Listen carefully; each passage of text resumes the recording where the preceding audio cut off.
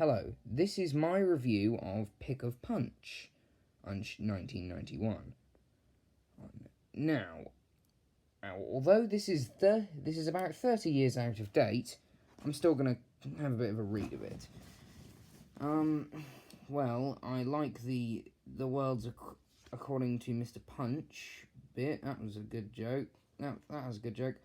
I'm not really a big fan of some of the graphics, because they're a bit shit.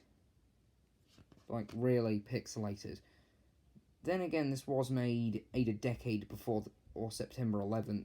You know, this was made a decade before 9/11, so...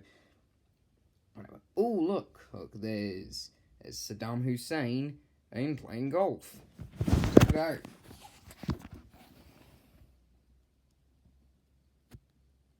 Yeah, it's good. It's a bit...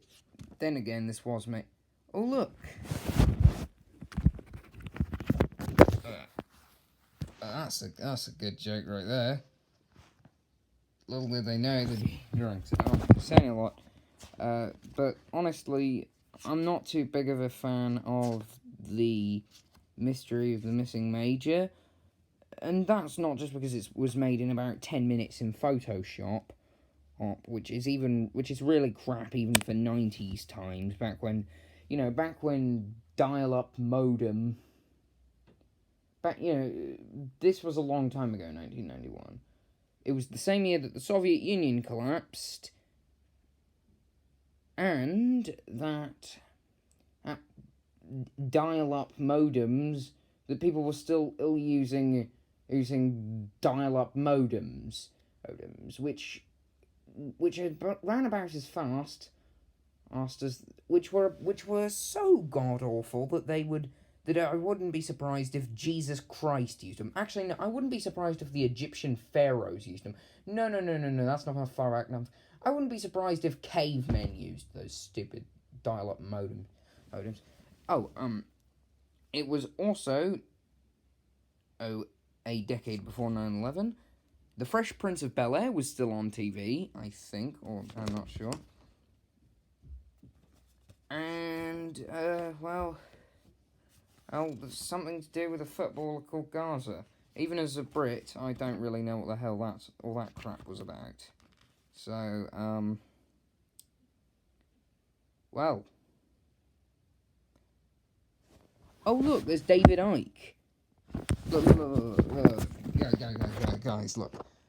Okay, hold on a second. There's... Where the hell is... Somewhere over here. I'll get it. Okay, hold on. It's right here. Yeah, David Icke. You may know him as the football commentator who's gone bonkers about saying that Queen Elizabeth and the entire royal family are all lizard people.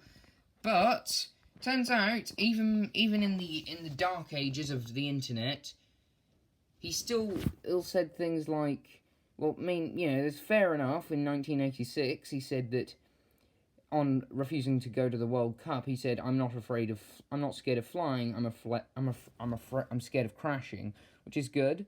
In 1987, he said MPs are a bit naff, which everyone can agree on that. From the lowliest tramp to bloody Queen Elizabeth, you can agree with that. And then with the "it's a free country" bit, the sort of politician we have in Westminster now can't be trusted with the planet. If you're going to trust the planet that as far as we know is the only place in the entire universe where there's not just life, where there's life, as far as we know at least, then you shouldn't trust some twit hit from that bloke. He also has a bit about the Bedouins, who I think are hipster Muslims, I'm not sure. He describes a Sahara rally. He said those spectators are quite unbelievable. Next up, one night I went to bed a footballer. The next morning I awoke a has-been. Not really sure there's much of it.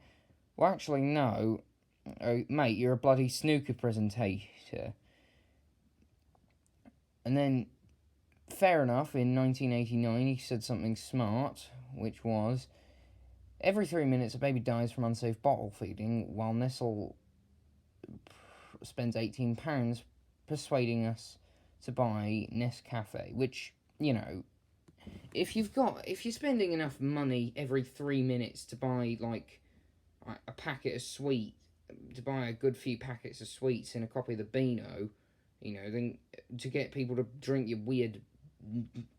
your crappier version of tea than your crappy Mexican bean juice, then no. Then yes, you're being a bit of a dick. And then he also doesn't like the poll tax, and he admits he's batshit. Well, he admits he's bonkers. And then he says, by the year 2000, there will be such a revolution in values that people will reject the materialistic praise of inanimate objects. Okay. He also says that turquoise is the colour of love and wisdom in 1991. And then he said, I know now I'm being called the son of God. Okay, a bit potty there. I mean, like, the first and last person who had any credibility whatsoever who claimed they were the son of God was a Mr. Yeshua H. Christ of Nazareth, who was born in 4 BC and died in either AD 30 or AD 33. And then, oh no, he goes off the bloody rails, like doolally. Great Britain is the Clapham junction of a complex web of mystic power lines spanning the earth. Saddam Hussein is dead and left his physical body some days ago. The Channel Tunnel will never be built as a huge surge of energy is about to hit Kent. Telephones will be replaced by human telepathy. People are talking to animals in the underwater city of Atlantis. I married my daughter in a previous life. The biggest threat to Earth is thought pollution. The world will end in 1997 if this is not remedied.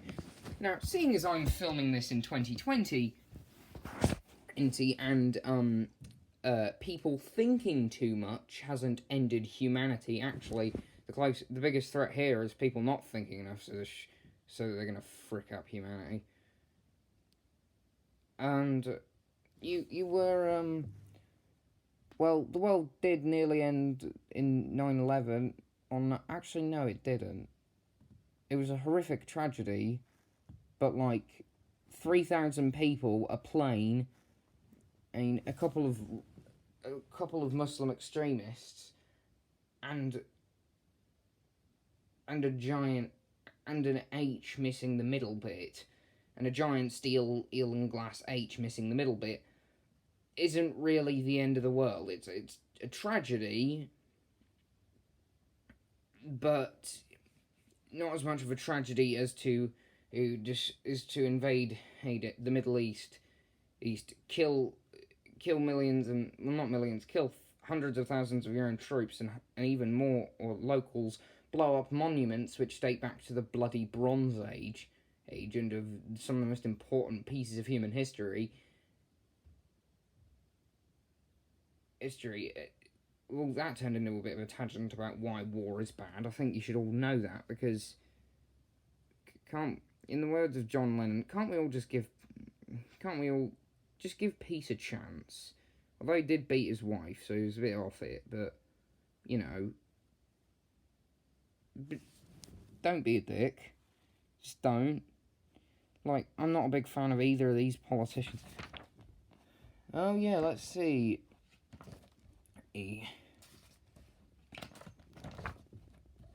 This is brilliant.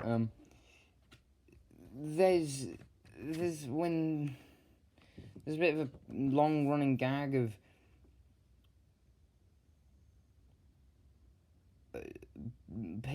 random ladies that they all look like this lady.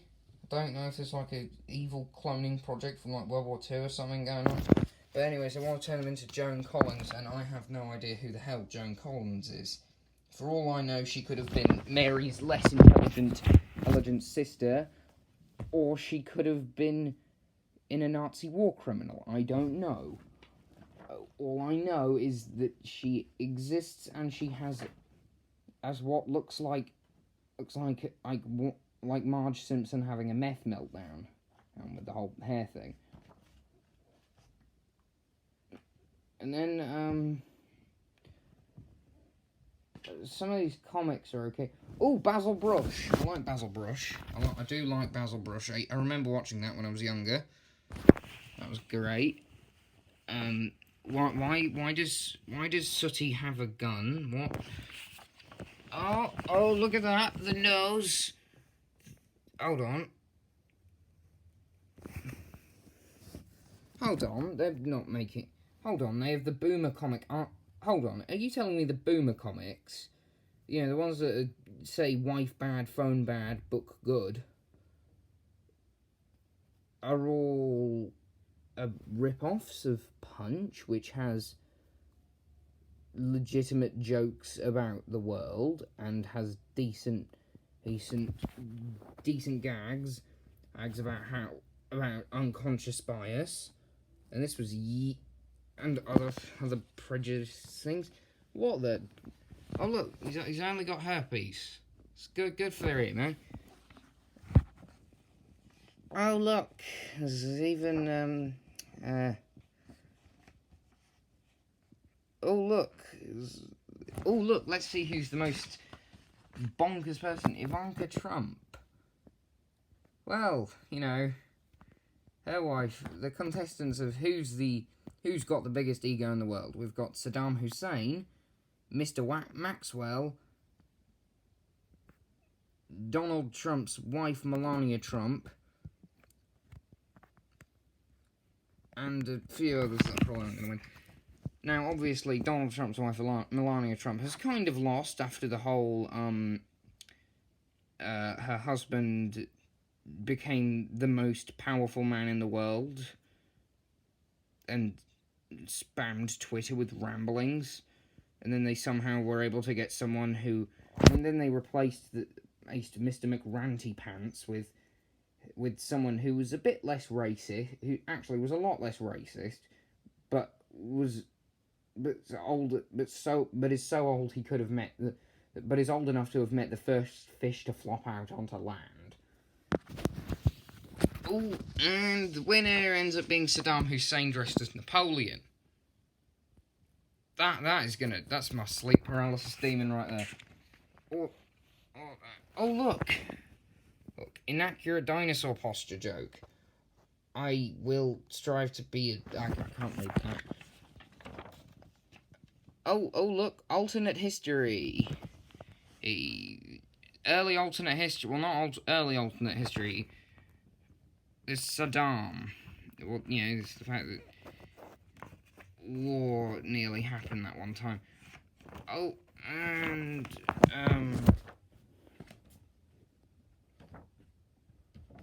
something to show you that's funny. It's some Arab guy. He's probably, I don't know, he's probably on the way to Aid of the Mosque on a camel. Very inbred camel right there. Wearing stereotypical Arab clothes. Looks like he's hopped straight out of Aladdin. And there's some form of dead rodent or prehistoric synapsid. I can't tell the difference. And there's a stupidly long roll of toilet paper. I think there's also freaking Satan showing up. Wait, no, it's just a star that's angled weirdly because of the camera. And it doesn't really go well from here because it kind of just trails off. There's also